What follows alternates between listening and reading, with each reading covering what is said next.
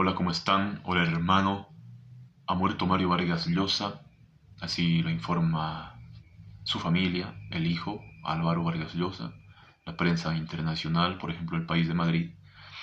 En días recientes ha dejado de existir en Lima el escritor peruano, con nacionalidad también española, autor de, por ejemplo, La ciudad y los perros. Este librito que lo leía hace 20 años, cuando era un recién bachiller. Esta es una pérdida importante, pero desde una nueva dimensión que ha caracterizado y que hace, digamos, singular. Cada individuo tiene algo que le marca y que hace su diferencia, la diferencia en la sociedad. Y ese es su aporte individualizado, su individualización o individuación, como decía Martin Heidegger. Vargas Llosa tiene uno, y es el compromiso intelectual. Sí, el compromiso intelectual. Él que era un escritor, autor de Conversación en la Catedral, La ciudad y los perros, donde habla, donde las palabras cojudo, chingana, puta, son en realidad eh, comunes, y que ha tenido el mérito de meter en las hojas de un libro que, bueno, de un libro que tendría que ser algo serio, formal, estas palabras, este término que es cotidiano, cada día, diario, y que en realidad es la verdad, es la realidad propia de la sociedad.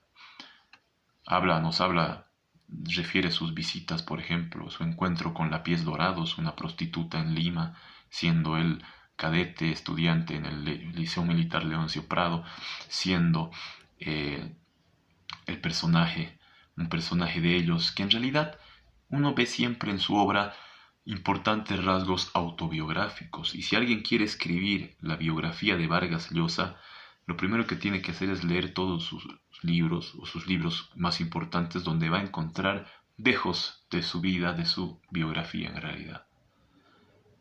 Ese aporte ha hecho Vargas Llosa.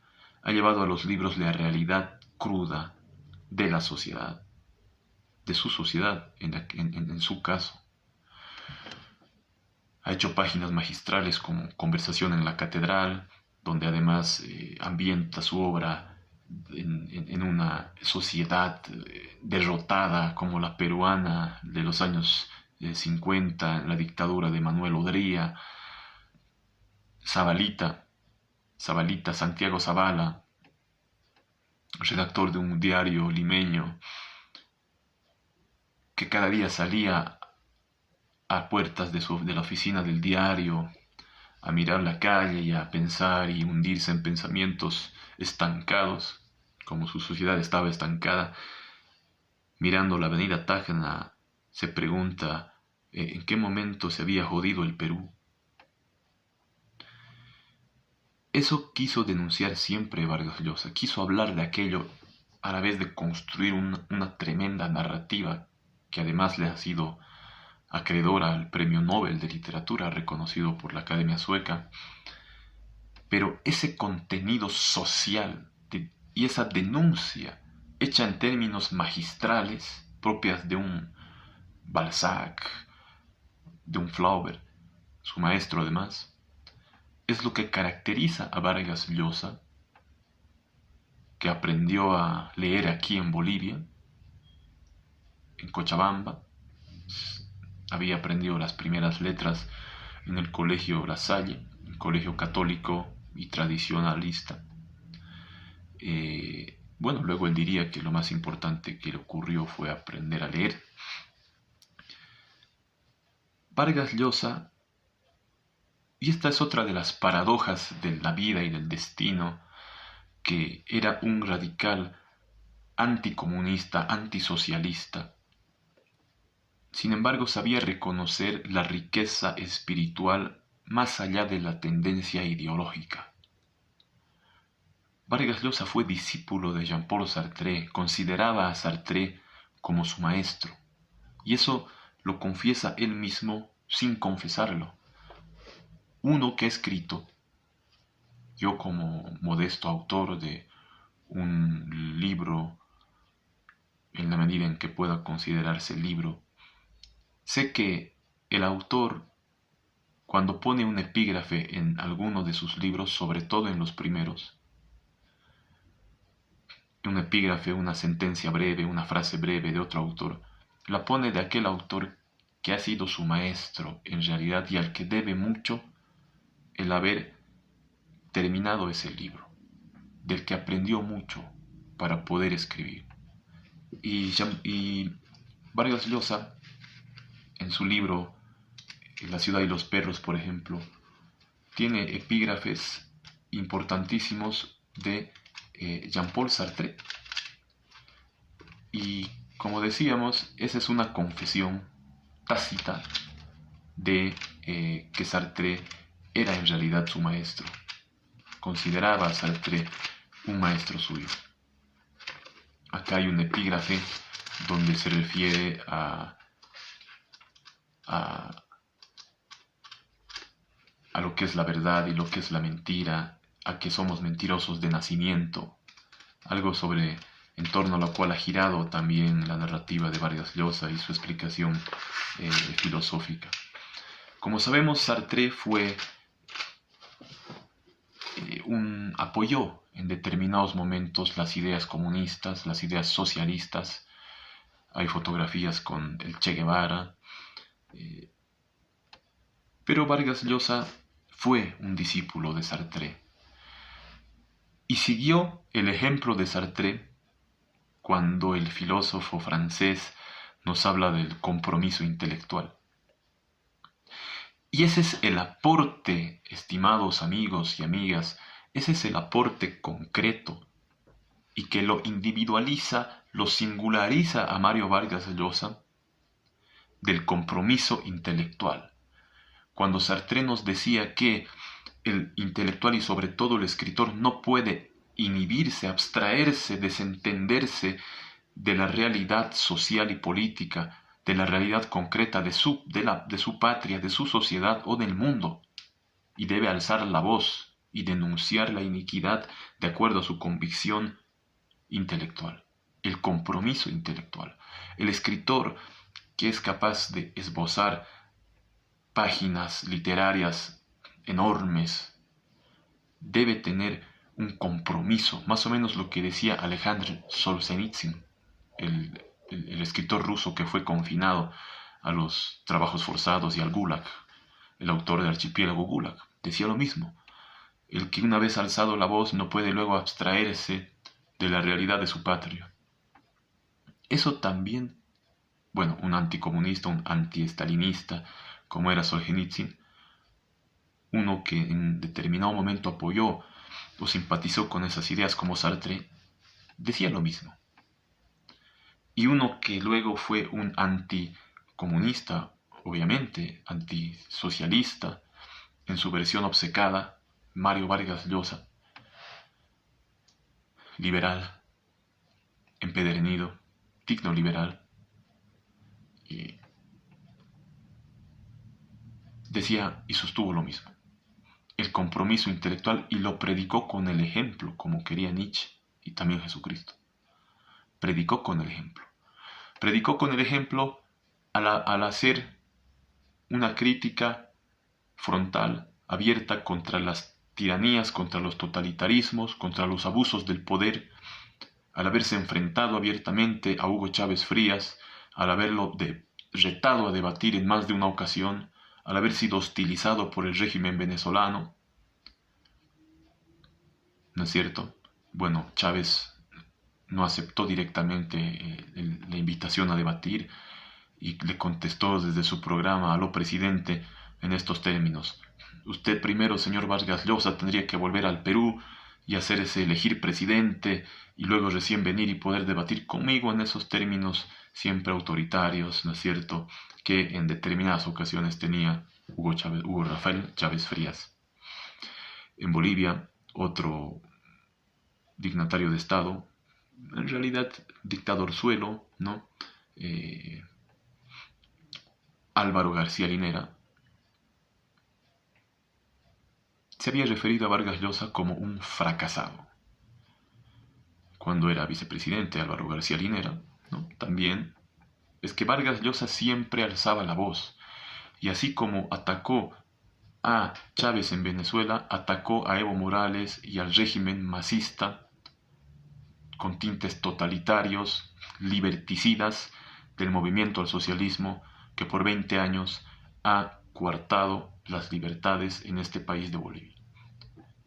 Y Vargas Llosa señaló y lo criticó, y en un momento dijo incluso que Evo Morales y el MAS era lo peor que le pudo haber pasado a Bolivia.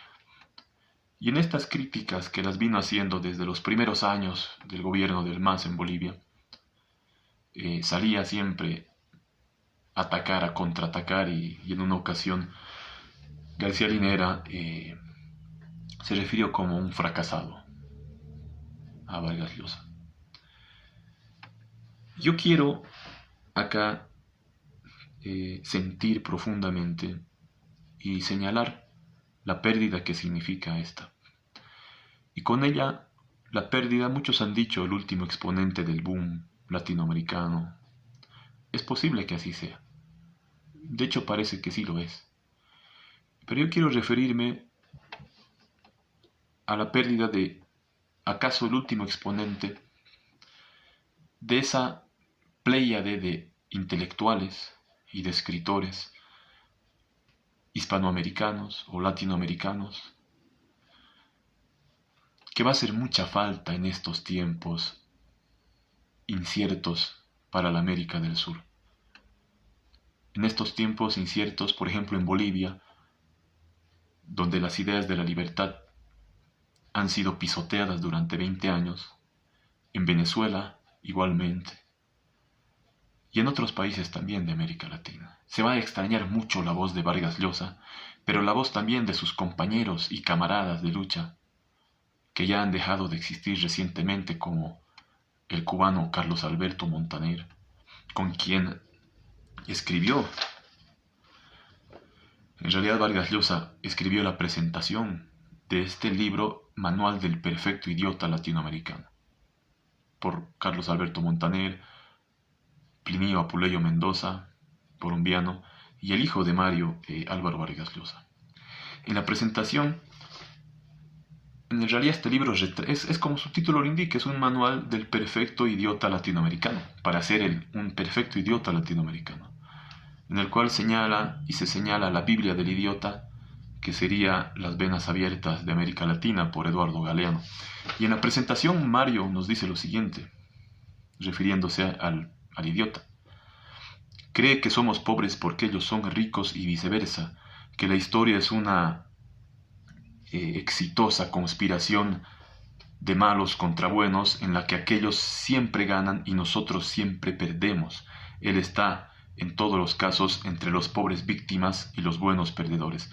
No tiene empacho en navegar en el ciberespacio, sentirse online y, sin advertir la contradicción, abominar del consumismo. Cuando habla de cultura, tremola así: lo que sé lo aprendí en la vida, no en los libros, y por eso mi cultura no es libresca, sino vital. ¿Quién es él? Es el idiota latinoamericano. Escribía Mario Vargas Llosa en París en enero de 1996 al presentar el Manual del Perfecto Idiota Latinoamericano. Esa playa de escritores e intelectuales, y Venezuela ha parido muy buenos, caramba, como Uslar Pietri, autor de Las Lanzas Coloradas, intelectual, defensor de las ideas de la libertad en aquel país tan culto y tan magnífico como Venezuela, que ha dado intelectuales tan brillantes como Uslar Pietri, como Carlos Rangel, autor del Buen Salvaje al Buen Revolucionario. Todos estos libros, todos estos autores que han combatido como el Quijote de la Mancha, como Don Quijote, se han estrellado contra los molinos del viento, defendiendo las ideas de la libertad, y que su aporte ha sido decisivo para que estas ideas triunfen en determinados momentos en la América del Sur. Son los mismos amigos de